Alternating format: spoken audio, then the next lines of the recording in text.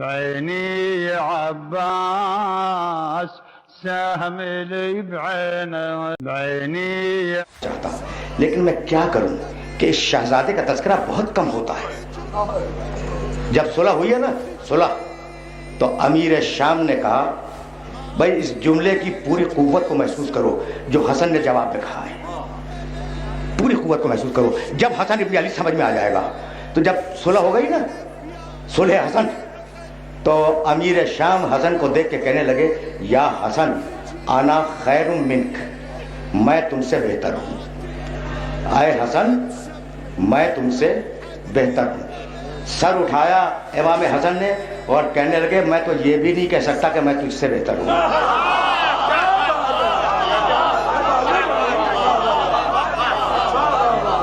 اس لیے کہ بہتری اور کمتری ان لوگوں میں ہوتی ہے جو ایک جنس سے ہو.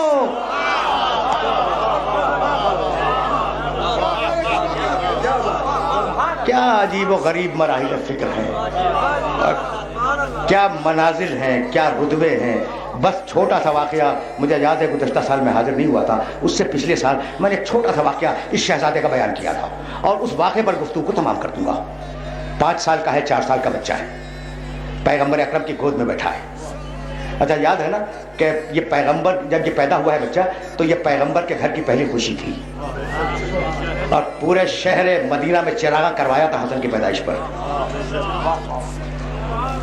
دیکھو حسن کی پیدائش پر چراغاں کرنا سنت رسول ہے، تو داڑھی والی سنت ہر ایک کو یاد رہتی ہے، آل محمد کے سلسلے کی کوئی سنت یاد نہیں رہتی. سمجھ رہے ہو نا بات کو؟ یعنی ہے یہ مسائل ہیں. اچھا تو حسن ابن علی پیدا ہوئے، 5 سال کے ہیں، رسول کی گود میں بیٹھے ہیں. رسول اپنی مسجد میں تشریف فرما ہیں، اور صحابہ کرام رضوان اللہ تعالی علیہم اجمعین وہ پیغمبر اکرم کو گھیرے ہوئے بیٹھے. یہ واقعہ سننے کے قابل ہے. میں نے بڑا مختصر بیان کیا، گزشتہ سال وقت نہیں تھا، 2-4 دقیقوں کی مجھے اجازت دے دو، آج بھی وقت نہیں ہے. تو صحابہ کرام گھیرے بیٹھے، حسن گود میں، رسول بیٹھے ہوئے. اتنے میں دروازے مسجد سے ایک پرہیبت اور باشکوہ بزرگ داخل ہوئے. اچھا دیکھو لاہور میں بڑے پرہیبت ہوں گے، بڑے باشکوہ ہوں گے، 70 لاکھ کی آبادی کا شہر ہے.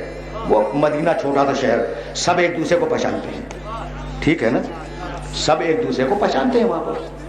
لیکن کوئی نہ پہچانا کہ یہ کون ہے جو اتنا باہیبت اور اتنا روب و جلال والا ہے.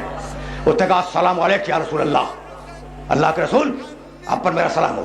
پیغمبر کھڑے ہو گئے، کہا وعلیکم السلام، آپ پر بھی میرا سلام ہو. اب دیکھو پیغمبر کا کھڑا ہونا مذاق نہیں ہے. وہ آئے، آ کے بیٹھ گئے، تو پیغمبر بچہ گود میں، پیغمبر نے کہا آپ نے کیسے زحمت فرمائی. دیکھو یہ مذاق نہیں ہے، آپ نے کیسے زحمت فرمائی. کہا یا رسول اللہ کچھ مسئلے پوچھنے تھے. کہا اگر مناسب سمجھے میرے اس نواسے سے پوچھ لیں.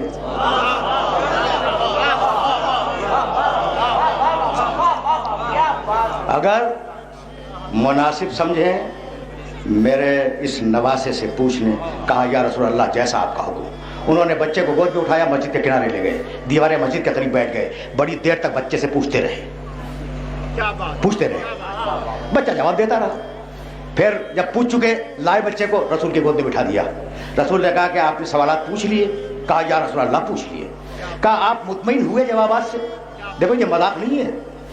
رسول اکرم کا پوچھا آپ مطمئن ہوئے اس بچے کے جوابات سے. کہا یا رسول اللہ میں مطمئن ہوا. کہا اب اجازت دیجیے. رسول کھڑے ہوئے کہا خدا حافظ. وہ بزرگ چلے گئے. جب چلے گئے تو صحابہ کرام نے پوچھا یا رسول اللہ یہ کون تھے. کہا بھائی یہ خضر علیہ السلام تھے، کبھی کبھی مسئلہ پوچھنے آ جاتے ہیں. بھائی آج سمجھ میں آیا، جو خضر کو نہ پہچانے وہ صحابی، جو خضر کو پڑھا دے وہ حسن.